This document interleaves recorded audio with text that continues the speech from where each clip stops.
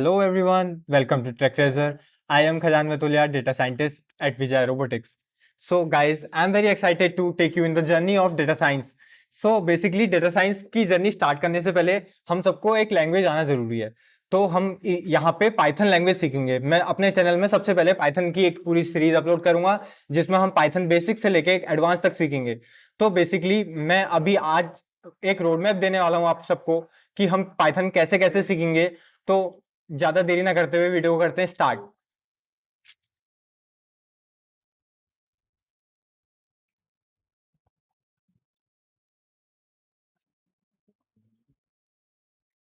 तो गाइज ये है मेरी पाइथन सीरीज का रोड मैप। तो सबसे पहले हम इंट्रोडक्शन देखेंगे अपनी पाइथन का कि हमारी पाइथन लैंग्वेज है क्या, कहाँ से इसकी बिगनिंग हिस्ट्री वगैरह जानेंगे। उसके बाद हम एक आईडी इंस्टॉल करेंगे जिसपे हमारा सारा काम होगा। बेसिकली हम डेटा साइंस में जुपिटर नोटबुक का यूज करते हैं।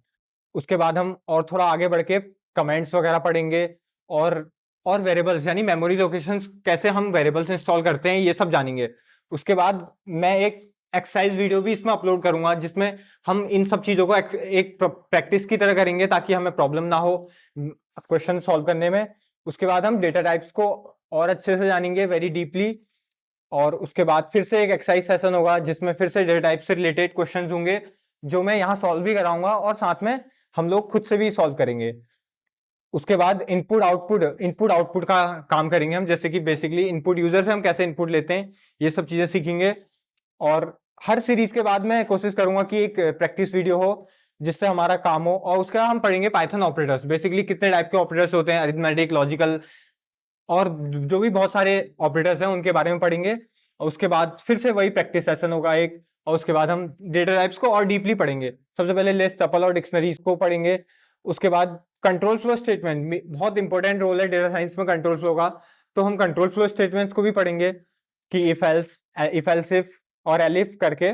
उसके बाद लूप्स यानी कि हमें अगर कोई स्टेटमेंट को मल्टीपल टाइम्स इटरेट कराना है तो हम कैसे लूप्स का यूज करके उस स्टेटमेंट को इटरेट करा सकते हैं, ये सब पढ़ेंगे। उसके बाद हम पढ़ेंगे कि फंक्शंस यानी अभी तक हम सिर्फ एक कोड में लिख रहे होंगे।